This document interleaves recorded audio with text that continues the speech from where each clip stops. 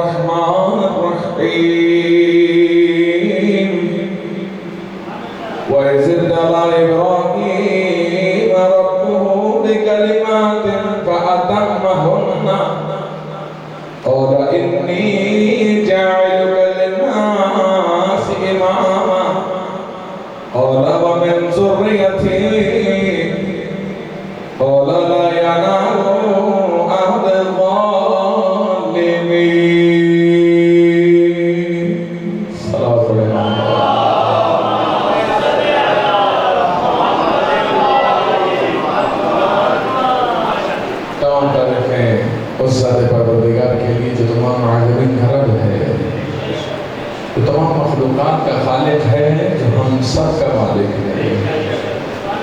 وہی ہے جو لائق حمد و ثنا ہے، اسی کے قبضۂ قدرت میں ہم سب کے جان ہیں۔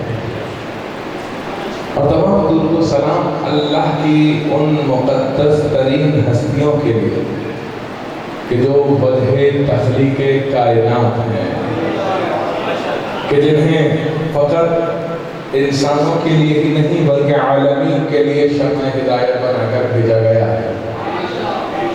یہ اللہ کی مقدس ترین ہستیاں ہیں کہ جن کے وجود سے ہمارا وجود ہے، کہ جن کے صدقے میں ہم اس دنیا میں زندگی بسر کر رہے ہیں۔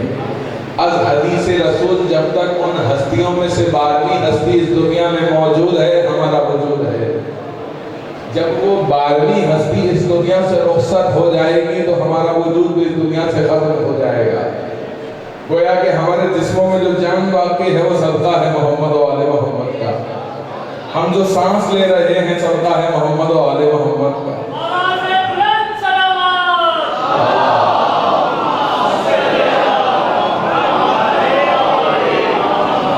ہم جو اس دنیا میں زندگی جی رہے ہیں صدقہ ہے محمد و آل محمد کا۔ ہم جو اپنے رب سے رزق پا رہے ہیں صدقہ ہے محمد و آل محمد۔ یہ ذات پروردگار کا احسان عظیم ہے کہ اس نے ہمیں آل محمد کا چاہنے والا بنایا۔ اللہ اکبر، یا رسول اللہ، یا عزیزان محترم، یہ احسان عظیم ہے اس ذات پروردگار کا کہ اس نے ہمیں آل محمد کا چاہنے والا بنایا۔ نہ جانے خدا کی کتنی مخلوقات ہیں اس دنیا میں، ان تمام مخلوقات میں جو اشرف المخلوق ہے وہ ہے انسان۔ ان تمام انسانوں میں جو سب سے زیادہ ممتاز ہے وہ ہے اہل بیت کا چاہنے والا۔ عزیزان محترم، یاد رکھیے گا، دنیا میں آنا کسی کے اختیار میں نہیں، دنیا سے جانا کسی کے اختیار میں نہیں۔ جس طرح سے دنیا میں آنا کسی کے اختیار میں نہیں، دنیا سے جانا کسی کے اختیار میں نہیں، اسی طرح ایسے گھرانے میں پیدا ہونا کہ جن گھرانوں میں فرش اعلیٰ سجدے ہوں۔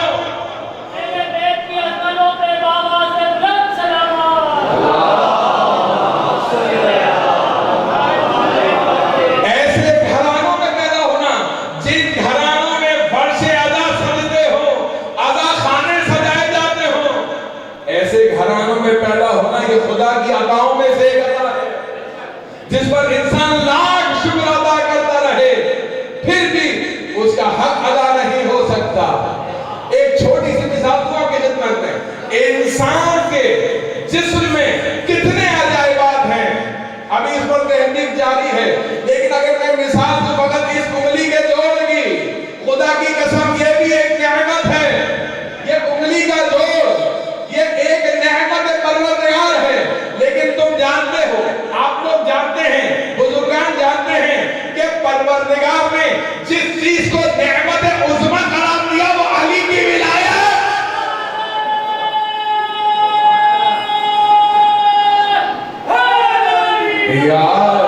رحمت پر حساب نہیں ہوگا، نعمت پر حساب ہوگا، اسی لیے علی کی ولایت کو رحمت نہیں بنایا، نعمت بنایا ہے، اور نعمت بھی ایسی نعمت عظمی۔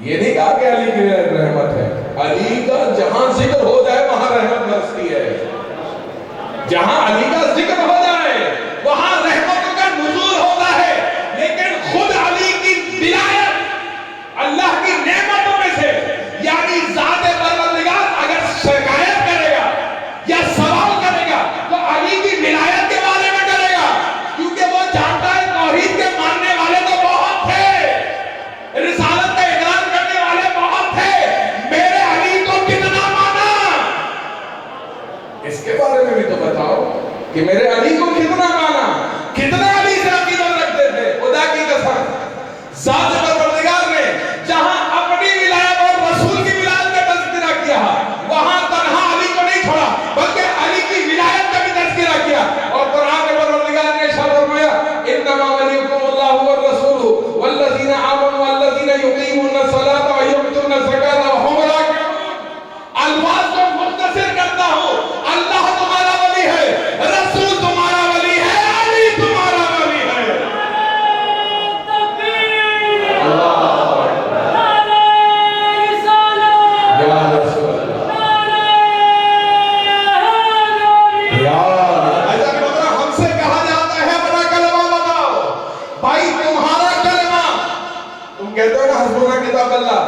ہم کہتے ہیں آپ اپنا کلمہ بتائیں تو کہتے ہیں ہمارا کلمہ ہے لا الہ الا اللہ محمد رسول اللہ. یہ تو سب کا کلمہ ہے, یہ تو سب مسلمانوں کا کلمہ ہے. وہ بات اور ہے کہ مومن کا کلمہ اور ہے. توجہ ہے نا نظام کو سنیے. ایک ہوتا ہے مشرک, ایک ہوتا ہے کافر, ایک ہوتا ہے منافق, ایک ہوتا ہے مسلمان. توجہ ہے آپ لوگ. ایک ہے مشرک. بھائی مشرک کون ہے؟ مشرک وہ ہے جو اللہ کے ساتھ کسی کو شریک قرار دیتے ہیں. کافر نجس. بھائی پھر کافر کون ہے؟ تو کافر وہ ہے جو اللہ کو تو مانے لیکن رسول اللہ کی ختم نبوت کا انکار کر دے, یا رسول اللہ کی ختم نبوت کو بھی مانتا ہے لیکن ضروریات دین میں سے کسی کا انکار کر رہا ہے. ضروریات دین مسلمانوں سے پوچھو کیا ہے؟ نماز, روزہ, حج, زکات اور تمام چیزیں یہ ضروریات ہیں. حتیٰ کہ پردہ ضروریات دین. تم کہتے ہو یہ تمام چیزیں ضروریات دین ہیں لیکن دین اس وقت تک مکمل نہیں ہوتا جب تک علی کی ولایت کا اقرار نہ ہو جائے. کیوں؟ کیونکہ دین اس وقت تک مکمل ہی نہیں ہوا تھا. جب علی کی ولایت کا اعلان ہوا تو پروردگار کے قرآن میں ارشاد فرمایا الیوم اکملت لکم دینکم واتممت علیکم نعمتی. آج دین مکمل, نعمتیں تمام, کیونکہ نعمت عظمیٰ جو عطا کر دی گئی. وہ نعمت عظمیٰ کیا ہے؟ علی کی ولایت. پروردگار کہتا ہے نعمتیں تمام. کیا کہہ رہا ہے؟ میں بہت تیزی سے جا رہا ہوں جبکہ میرا انداز نہیں ہے, چونکہ دامن وقت میں بہت گنجائش نہیں ہے, وقت محدود ہے, لہذا بہت تیزی سے کچھ مطالب آپ کو آپ کی خدمت میں حاضر کرنا چاہتا ہوں. پروردگار کہہ رہا ہے دین مکمل ہوا. کب؟ آج کے دن. الیوم اکملت لکم دینکم واتممت علیکم نعمتی. جب علی کی ولایت کا اعلان ہوا دین بھی مکمل ہو رہا ہے, نعمتیں تمام بھی ہو رہی ہیں. یعنی کوئی نعمت باقی تھی ورنہ خدا اس سے پہلے آیت نازل کر دیتا.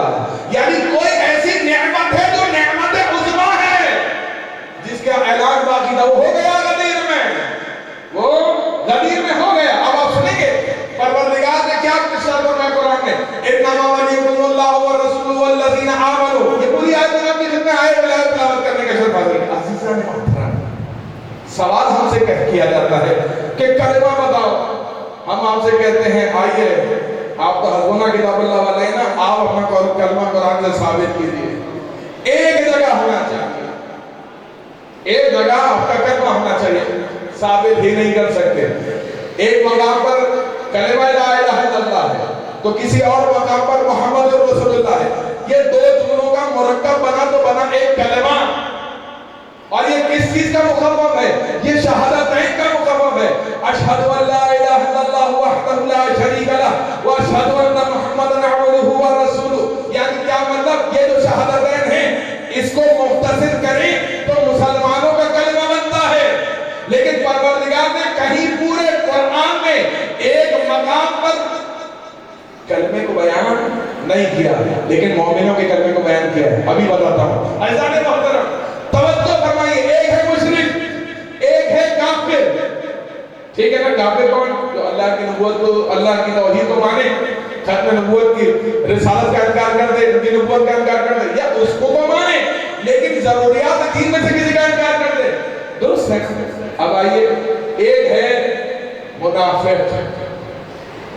منافق کون ہوتا ہے؟ جس کا ظاہر کچھ ہے, باتیں کچھ اور, کہ جو بیٹھتے تھے تو ساتھ رسول کے لیکن وفاداری کسی اور کے ساتھ میں باتیں تھے. ٹھیک ہے نا؟ سورہ منافقون نازل ہوئی. مسلمانوں کے دوسرے خلیفہ نے کہا سمجھ میں نہیں آئی, سب اللہ کے رسول کے کلمہ گو ہیں, سب اللہ کے نبی کے پیچھے نماز پڑھتے ہیں, پھر بھی سورہ منافقون نازل ہوئی. وجہ کیا ہے؟ کہا ہم نے اللہ کے رسول کی زبان اطہر سے سنا تھا. کتاب کا نام ہے سوائق جوہر کا. ابن حجر مکی نے اپنی کتاب میں لکھا, کہتے ہیں کہ پریشان ہو گئے کہ سب کلمہ پڑھنے والے, سب جو ہے رسول کے پیچھے نماز پڑھنے والے, پھر بھی منافق. تو ہم نے اللہ کے رسول کی زبان اطہر سے سنا تھا کہ جو بھی علی سے محبت رکھتا ہوگا مومن ہوگا, جو علی سے بغض رکھتا ہوگا منافق ہوگا. ہم نے اصول بنا لیا, جس محفل میں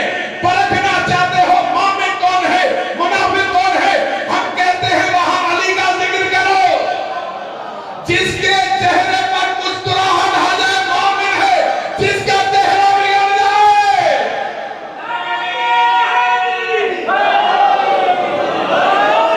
حضرت محترم کہتے ہیں، کتاب کا نام ہے فوائد محمد کا، کہتے ہیں ہم نے قاعدہ بنایا کہ محفلوں میں علی کا ذکر کرو، ٹھیک ہے نا؟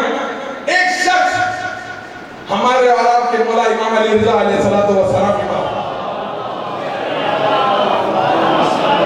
بہت دیری سے جا رہا ہوں، جبکہ میرا انداز نہیں ہے، مجھے جو وقت دیا گیا اس پہ بات کو مکمل کرنا ہے۔ عزیزان، امام کی خدمت میں ایک شخص کہتا مولا ایک حدیث سمجھ میں نہیں آتی آپ کے جد کی، کہا کیا حدیث ہے؟ کہا حدیث یہ ہے کہ آپ کے جد سے ہے ایک حدیث، وہ کیا ہے؟ علی جنت اور جہنم کا تقسیم کرنے والا ہے۔ کیا حدیث ہے؟ علی جنت اور جہنم کا تقسیم کرنے والا ہے۔ مولا نے کہا اس میں مشکل کیا ہے؟ امام رضا فرماتے ہیں اس میں مشکل کیا ہے؟ کہا مولا اعتراض ہے۔ کہا اعتراض کیا ہے؟ اعتراض بتا۔ کہا مولا اعتراض یہ ہے، اکیلے علی، تنہا علی، آدم سے لے کر خاتم تک، خاتم سے لے کر رہتی دنیا تک کتنے آئے کتنے گئے؟ مولا کہ اکیلے علی بھلا اتنے لوگوں میں جنت کیسے تقسیم کریں گے؟ مولا نے کہا تجھے یہ حدیث مشکل لگ رہی ہے؟ کہا ہاں۔ کہا میں اس سے آسان حدیث بتاؤں؟ کہا بتائیے۔ کہا میرے جد نے فرمایا، میرے جد رسول اللہ نے فرمایا جو علی سے محبت رکھتا ہوگا مومن ہے، جو بغض رکھتا ہوگا منافق ہے۔ کیا کہتا ہے؟ آگے بڑھ کے کہتا ہے مولا یہ بہت آسان حدیث ہے، مولا یہ تو بہت آسان حدیث ہے۔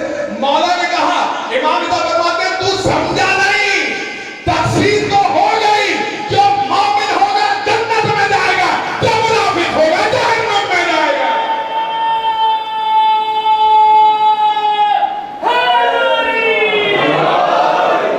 محترم فیصلہ ہو گیا، جنت علی کی، علی کے بیٹوں کی۔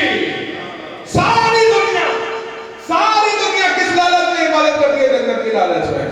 خدا کی قسم جنت تو علی والوں کے قدموں میں ہوتی ہے۔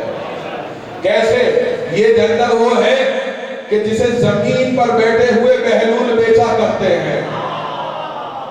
آپ سمجھ رہے ہیں نا جنت کیا چیز ہے؟ عزیزان جنت میں بھی اسی لیے شفاعت کا تصور ہے۔ آپ جب جاتے ہیں بی بی معصومہ کے حرم میں، وہاں زیارت نامہ پڑھتے ہیں تو وہاں زیارت نامے میں ایک جملہ ہے، یا فاطمہ اشفعی لی فی الجنہ، اے بی بی فاطمہ ہماری شفاعت فرمائیں جنت میں۔ اس کا مطلب یہ ہوا کہ مومن کا مقصد حیات جنت نہیں ہے، مقام اہل بیت تک پہنچنا، دیدار ہو جائے اہل بیت کا، اہل بیت کا دیدار ہو جائے، ان کا پڑوس نصیب ہو جائے۔ ایک مومن کا نصیب یہ ہونا چاہیے، مقصد حیات یہ ہونا چاہیے کیا؟ کہ ایک مومن کو دیدار چاہیے اپنے مولا کا۔ ایسا نہیں ہوتا، اسی لیے یہ جملہ ہے زیارت نامے میں بیوی کا کہ بی بی فاطمہ آپ ہماری شفاعت فرمائیں جنت میں۔ شفاعت کا کیا تصور ہے جنت میں پہنچے؟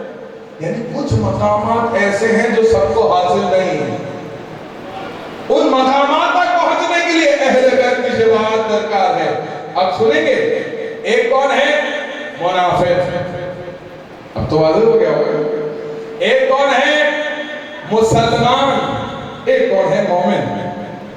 بہت تیزی سے آسان الفاظ میں فرق سمجھا کے چلا جاؤں گا۔ مشرک، کافر، منافق، مسلمان اور مومن، ٹھیک ہے؟ یہ تین بیان ہو گئے، مشرک، کافر، منافق بیان ہو گئے۔ مسلمان کون ہے؟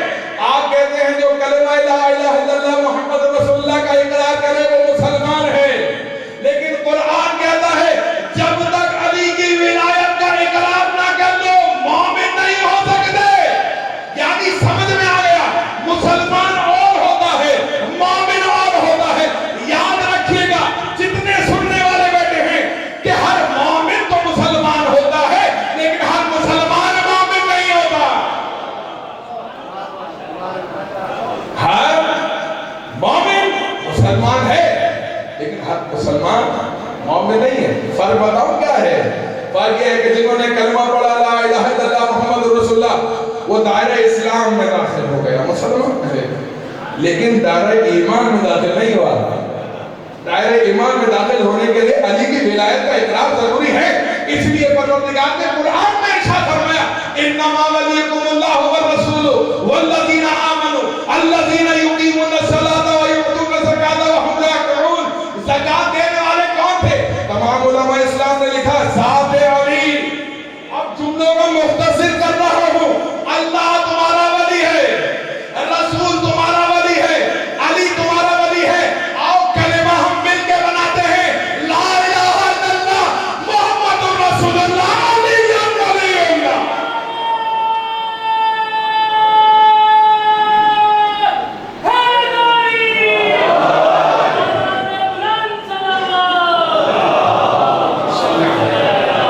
ہم سے کہتے ہو اپنی اذانوں میں علی ولی اللہ کا کلمہ پڑھتے ہو, قرآن میں دکھاؤ. ہم کہتے ہیں اپنا یکجا دکھاؤ. ہم نے تو دکھا دیا, ابھی آپ کے سامنے دکھتا ہے. ہمارے اعتبار سے تینوں شہادتیں توحید کی, رسالت کی, علی کی ولایت کی قرآن سے ثابت ہیں, جس کا اظہار ہم اپنی اذانوں میں کرتے ہیں. تم چاہتے ہو نا کہ اذانوں سے نکال دیں, تم کیا چاہتے ہو اذانوں سے نکال دیں, تو آئیے بیٹھ کے بات کیجئے. آپ تو ہر گناہ کتاب اللہ والے ہیں نا, آئیے بیٹھ کے بات کیجئے. آپ میں جرت ہے قرآن سے آیت نکالتے, ہم اذان سے یہ نکال دیتے ہیں. جرت نہیں ہے نا, یا تو کہو قرآن سے نکالتے ہیں, کرو اتنی جرت, کافر ہو جاؤ گے, نجس ہو جاؤ گے. ویسے ہی اب تک بغض علی کی نجاست میں مبتلا تھے, بعد میں مار ایسی پڑے کہ نہ جانے کون کون سی نجاستوں میں مبتلا ہو جانا پڑے. صلوات پڑھیے محمد علیہ.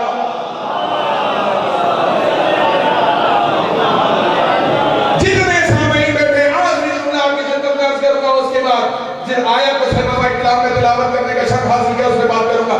عزیزان, کبھی بھی کبھی بھی کبھی بھی علی کے دشمنوں کو کتا کہہ کر نہیں پکارنا. کبھی بھی شکوہ کرتا ہے کہ مجھے علی کے دشمنوں سے ملاتے ہو, شکوہ کرتا ہے کیا کتا کہ مجھے علی کے دشمنوں سے ملاتے. مشہور واقعہ ہے, کیوں کہہ رہا ہوں یہ بات سنیے. مشہور واقعہ ہے, اللہ کے رسول کا روانہ اصحاب تشریف لائے, یا رسول اللہ ہمارے ایک ساتھی کو محلے کے ایک کتے نے کاٹ لیا. ٹھیک ہے, کوکب دوری میں واقعہ موجود ہے. دوڑے کتے نے کاٹ لیا رسول. اچھا چلو شکایت کیا, چلو. اب جو ہی گئے تو یا رسول اللہ یہ ہے وہ کلب, چونکہ تقدس ہے نا لہذا کلب, یا رسول اللہ یہ ہے وہ کلب جس نے کاٹا. اچھا, اللہ کے رسول نے پوچھا بھلا تم نے کیوں سے کاٹا, تو نہیں جانتا؟ تو آگے سے باعث نے خدا اس سے گویائی نصیب ہوئی. کہتا ہے یا رسول اللہ میں کب تک برداشت کرتا, یا رسول اللہ میں کب تک برداشت کرتا. یہ جب بھی میرے پاس سے گزرتا تھا علی کی برائی کرتا تھا, مجھ سے برداشت نہیں ہوا, میں نے کاٹ لیا. یعنی سمجھ میں آیا علی سے مجھ رکھنے والا کتا سے بھی بدتر. آپ جس کو کہتے ہیں نہیں, یاد رکھیے یہ اصحاب کہف میں سے ایک ہے. لہذا کبھی اس جانور کو یہ نہ کہیں کہ مطلب یہ جو ہم لوگ بعض دفعہ کہتے ہیں کہ فلاں کیا کہ علی سے بغض رکھنے والا, ہاں نہیں ایسا.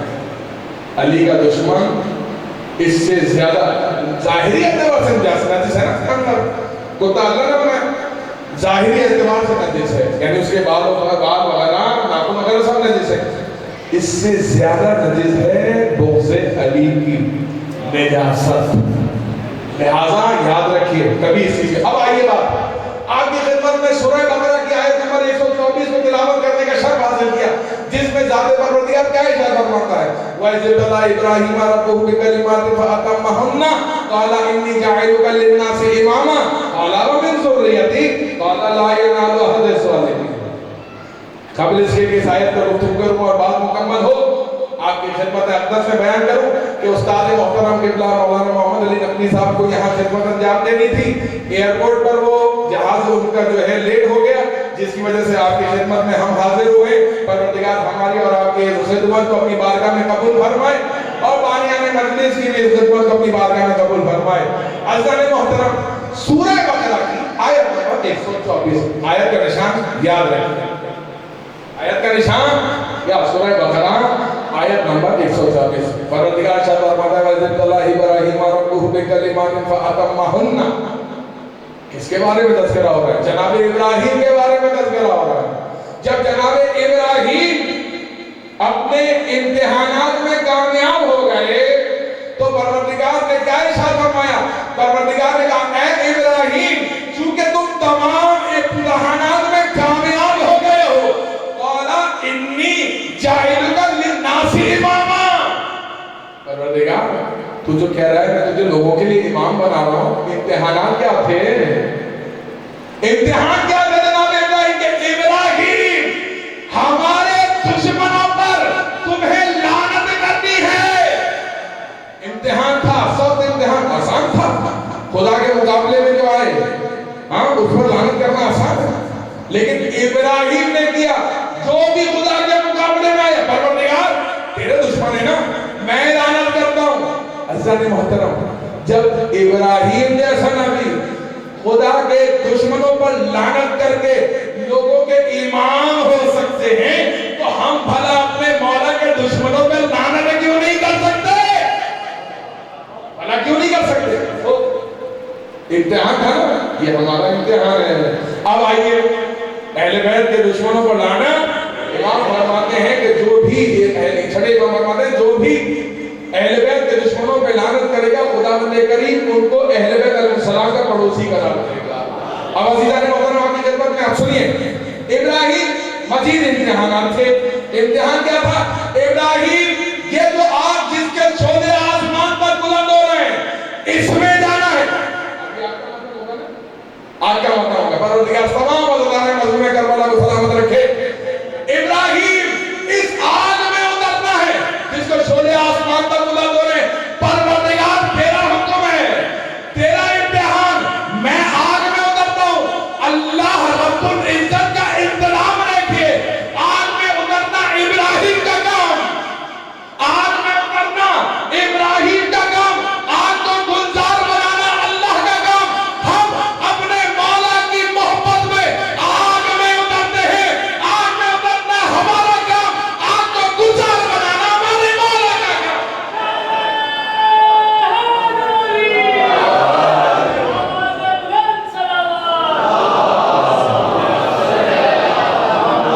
اس آگ میں اترنا ہمارا کام، اس آگ کو گلزار بنانا ہمارے مولا کا کام. ابراہیم بڑے امتحان ہے. ابراہیم تمہیں ایک کام کرنا ہے، اپنے بچے کی گردن پہ چھری پھیرنی. ابراہیم نے امتحان دیا، سارے امتحان دیے. اب کہا قَالَ إِنِّي جَاعِلُكَ لِلنَّاسِ إِمَامًا. پروردگار نے کیا ارشاد فرمایا کہ ابراہیم جو تم نے اتنے امتحانات دیے ہیں ان امتحانات میں پاس ہو گئے. انعام کیا ہے؟ انعام یہ ہے کہ لوگوں کے لیے تمہیں امام بنا رہے ہیں. نبی تو تھے، خلیل اللہ تو تھے. اس کا مقام، اس کا مطلب یہ ہوا کہ مقام امامت بہت بلند ہے. اب کوئی یہ بڑھ کے نہ کہے کہ شیعہ اپنے اماموں سے اپنے اماموں کو بڑھا رہے. نہیں، ہمارے آخر الزمان نبی تو ہیں. ہمارے آخری نبی مسلمانوں کے تمام نبیوں کے سردار ہیں، تمام ولیوں کے سردار ہیں، تمام اماموں کے سردار ہیں، تمام انبیاء کے سردار ہیں، تمام مرسلین کے سردار ہیں. لہذا مقایسہ نہیں کریں. نام میں لیتا ہوں یاد کر رہا ہوں. ابراہیم امتحان ہوئے، امتحان میں پاس ہوئے، لہذا انہیں لوگوں کے لیے امام بنا. ٹھیک ہے، امام بنا. پروردگار ابراہیم نے اتنے امتحان دیے تب امام بنایا. علی کو تم نے عدل سے امام بنایا. وجہ کیا ہے؟ عجب نہیں خدا یہ جواب دے. عزیزوں عجب نہیں کہ خدا یہ جواب دے. وہ اور ہوتے ہیں جو امتحان کے بعد امام ہوتے ہیں. علی اور ہیں.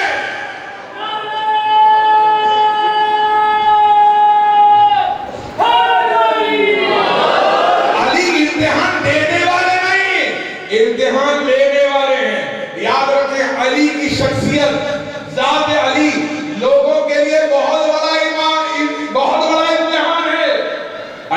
साथ लोगों के लिए बहुत बड़ा ईमान है, बहुत बड़ा इम्तिहान है। जो पास हो गया मोमिन, जो फेल हो गया मुनाफिक। हो गया ना इम्तिहान। सलावत पढ़िए मोहम्मद वाले मोहम्मद।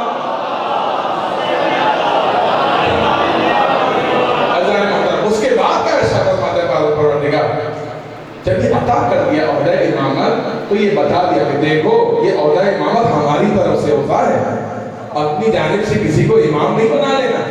यहाँ ये फरमाया, इसी सूरह बकरा में एक मकाम पर इरशाद फरमाया कि हजरत आदम को तुम्हारे लिए खलीफा मतलब जानशीन बना रहा हूँ, खलीफा बना रहा हूँ।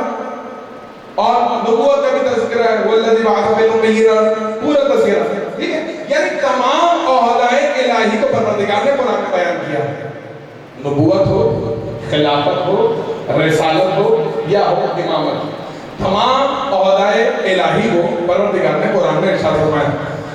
साथ में ये भी इरशाद, इन्ना अलैना लल हुदा व इन्ना लना लल आखिरत वल ऊला, हिदायत की जिम्मेदारी हमारे ऊपर है, दुनिया आखिरत का निजाम हमारे हाथ में है। जब हिदायत की जिम्मेदारी अल्लाह के हाथ में, निजाम कायनात अल्लाह के हाथ में, फिर भला किसी को किसने हक दे दिया कि अपनी जानिब से किसी को कुछ भी बना ले। यहाँ एक सवाल है, खिदमत में अर्ज करूं, अक्सर लोग इस सवाल करते हैं कि मुझे तो बात समझ नहीं आती। वो एक जो रिवायत है जनाब अबू ज़र के लिए, क्या रिवायत कि अल्लाह के रसूल ने इरशाद फरमाया कि जमीन पर अबू ज़र जैसा कोई सच्चा नहीं, जमीन पर अबू ज़र जैसा कोई सच्चा नहीं कि जिस पर आसमान ने साया किया। तो क्या अहले बैत से ज्यादा सच्चे? हरगिज नहीं, हरगिज नहीं, मुकायसा ही नहीं। कहां अबू ज़र, कहां इस बेइज्जत को अबू ज़र बनाने वाले, बराबरी नहीं हो सकती। अब सुनिए हुआ क्या, अल्लाह के रसूल जानते थे कि एक वक्त ऐसा आएगा कि जब अबू ज़र की गवाही, जब अबू ज़र की बात सुनी जाएगी।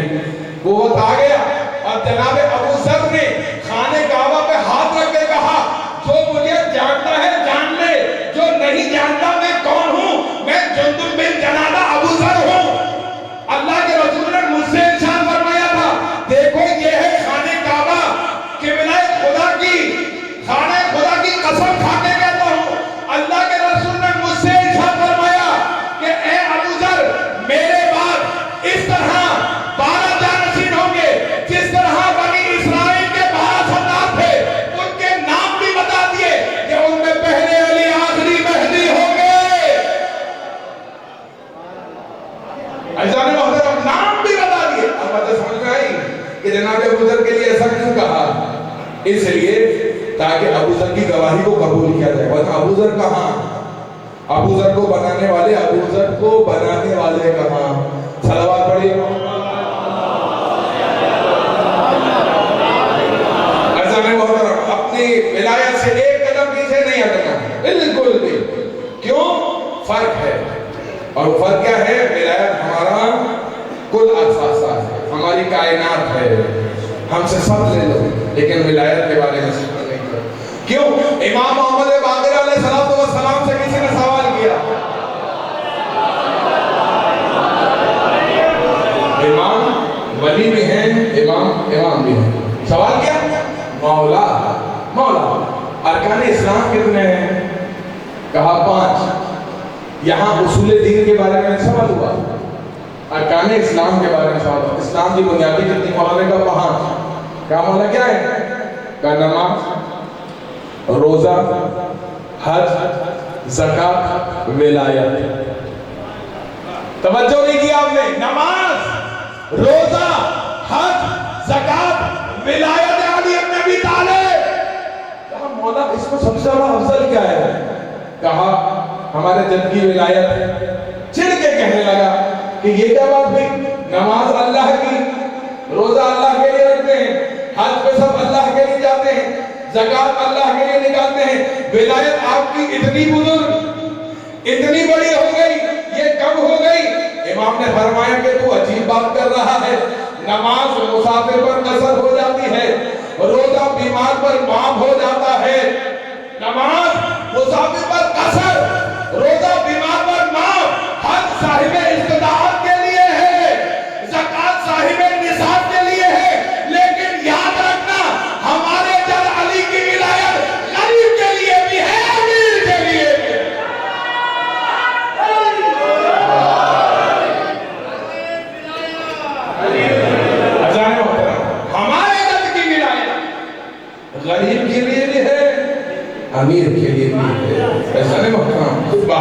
چلے گا، کوئی بہانہ نہیں چلے گا۔ پھر پروردگار نے کیا ارشاد فرمایا؟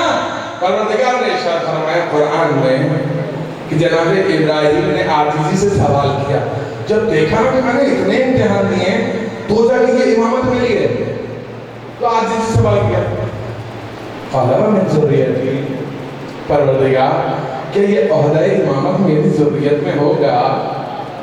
یہ نہیں کہا کہ نہیں، جائیے قرآن پڑھیے سورہ بقرہ آیت نمبر 124، یہ نہیں کہا کہ نہیں، بلکہ کیا فرمایا؟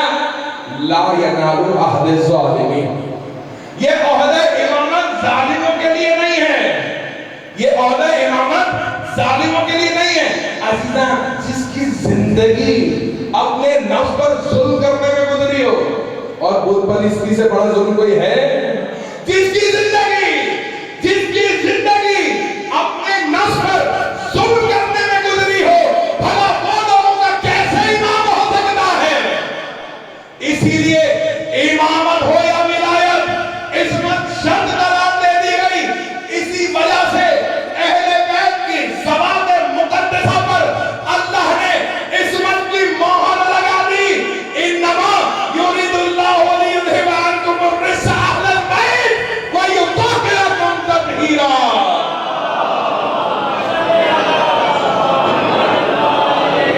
قبلہ تشریف لا چکے ہیں، قبلہ ادھر سے سلام کے لیے نہیں کر رہا ہوگا، بلند صلوات پڑھ لیجیے۔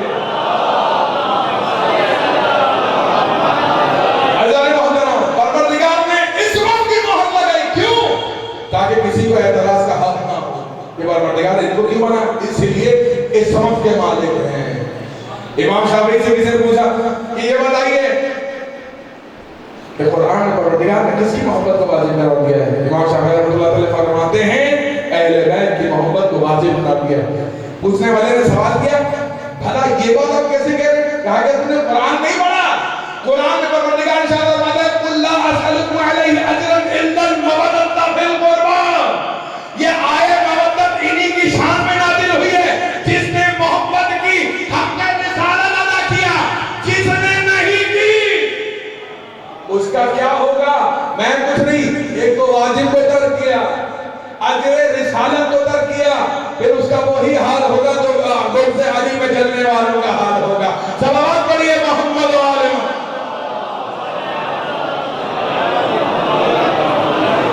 عزیزان محترم، آپ کی خدمت میں صرف چند منٹ میرے پاس ہیں، خدا کی قسم۔ ابھی بارات جناب قاسم کی یہاں پر، اور اس کے بعد عزا کا سلسلہ، ماتمداری کا سلسلہ۔ یہ گھریوں کی جو آوازیں ہوتی ہیں نا، یہ زہرا کو بہت پسند ہے، خدا کی قسم۔ یہ جو رونے کی آوازیں ہیں نا، یہ زہرا اس سے راضی ہوتی ہیں، خوش ہوتی ہیں۔ جانتے ہیں خوش کس عنوان سے ہوتی ہیں؟ اس عنوان سے ہوتی ہیں کہ پروردگار نے میری دعا قبول کی۔ کہ جب امام حسین کے بارے میں سوال کیا گیا، جناب امام حسین کی شہادت کا تذکرہ سیدہ کونین نے پوچھا، بابا آپ ہوں گے؟ کہا علی ہوں گے؟ کہا نہیں۔ کہا میں ہوں گے؟ کہا نہیں۔ کہا حسن ہوں گے؟ کہا نہیں۔ بھلا کون ہوگا جو میرے لحظ کو رہے گا؟ تو اللہ کے رسول ارشاد فرماتے ہیں میرے وقت جگر پروردگار یہ قوم پیدا کرے گا جو تیرے لحظ کو رہے گی۔ آج جناب قاسم کا قرصہ آپ لوگوں کو دینا ہے۔ جانتے ہیں کون ہے قاسم؟ جانتے ہیں کون ہے قاسم؟ قاسم وہ ہیں جو کربلا میں عاشور تک قاسم تھے، لیکن روز عاشور تقسیم ہو گئے۔ عزیزوں، تنہا امام حسین کا پرسہ لینے کے لیے سیدہ نہیں آئی، بلکہ امام حسن بھی تشریف لائے ہیں۔ خصوصاً اس مجلے میں آج سب جناب قاسم کو گریہ کریں گے۔ کون ہے جناب قاسم؟ وہ جو ابھی حد بلوغت تک پہنچا تھا کہ عاشور کا رن ہے، عاشور کا دن ہے۔ ایک مرتبہ پھیر کے مسئلہ سنیے گا اور اس کے بعد حق کے گریہ ادا کیجئے گا، پروردگار قبول فرمائے۔ عزیزان محترم، روز عاشور یہ شہزادہ کون ہے کہ جس کو موت شہد سے زیادہ شیرین دکھائی دے رہی ہے؟ ٹھیک ہے نا؟ روز عاشور آئے اپنے چچا کی خدمت میں، چچا جان مجھے جہاد کی اجازت دیجیے، چچا جان مجھے جہاد کی عجیب جملہ کہا، اے میرے لال جب بھی میں تجھے دیکھوں بھائی حسرت کی یاد آتی ہے، بھلا میں تجھے پڑھنے کی اجازت کیسے دے دوں؟ کئی مرتبہ گئے تھے، جب تڑپ کے ماں کے خیموں میں گئے نا تو جانتے عجیب ماں ہے قاسم کی، سوال جانتے کیا کیا ہے؟ قاسم تو اب تک زندہ کیوں ہے؟ قاسم تو اب تک زندہ کیوں ہے؟ ہاتھ جوڑ کے کھڑے ہو گئے، کہا ماں میں تو بہت مرتبہ گیا ہوں، مولا اجازت نہیں دیتے۔ کہا میرے بابا نے کہا تھا ہاتھ پہ ایک تعویذ بندہ ہوگا، وہ ہاتھ کے تعویذ کو کھول، اب تو تعویذ کو کھولا تو کیا لکھا تھا؟ اے میرے لال قاسم جب کربلا میں میرا بھائی حسین تنہا رہ جائے میری طرف سے قربانی پیش کرنا۔ قاسم خوش ہو گئے، دوڑے دوڑے گئے اور جا کے چچا جان کے ہاتھ میں تعویذ رکھا۔ اب جو تعویذ رکھا تحریر پڑی، ہاتھ اپنی باہیں جناب قاسم کی باہوں میں ڈالی، خوب گریا کیا۔ روایت کہتی اتنا گریا کیا کہ امام غش کھا کے گر گئے۔ پھر امام کو جب ہوش آیا عزیزان کہا کہ جاؤ قاسم اپنی ماں و بہنوں سے رخصت لو، رخصت لے کر واپس آئے ہیں۔ جو ہی واپس آئے ہیں ایک مرتبہ آواز دی بہن زینب وہ تبرکات والا صندوق کو لانا، جو ہی صندوق لائے اس میں سے جناب امام حسن کا کرتا نکالا، جناب امام حسن کا امامہ نکالا، امامہ پہنایا، کرتا پہنایا، گھوڑے پر سوار کیا۔ اتنے چھوٹے تھے کہ پاؤں رکاب تک نہیں پہنچتے تھے۔ امام نے تسموں کو رکاب سے باندھ دیا کہ بچہ گر نہ جائے۔ اب جو گھوڑا چلتا تھا قاسم جنگ کرتے تھے، دشمن نے ایسا وار کیا، مولوں کو آواز دی، قاسم سینگ سے زمین پر نہیں آئے، وجہ کیا تھی؟ تسمے بندے ہوئے تھے، قاسم سینگ سے زمین پر نہیں آئے، گھوڑا دوڑتا جاتا تھا، قاسم کا بدن رگڑ کھاتا جاتا تھا۔ ایک مقام سے جناب عباس نے حملہ کیا، دوسرے مقام سے امام حسین نے حملہ کیا، دائیں جانب والی فوجیں بائیں جانب، بائیں جانب والی فوجیں دائیں جانب۔ ایک ایسا بدن جو بالکل نازک بدن تھا، ابھی تو حد بلوغت تک نہیں پہنچا تھا، قاسم کا بدن ٹکڑوں میں تقسیم ہو گیا۔ جب امام حسین پہنچے نا آواز دیتے ہیں اے میرے قاسم آواز دو، ارے تمہارے چچا کو کچھ دکھائی نہیں دیتا۔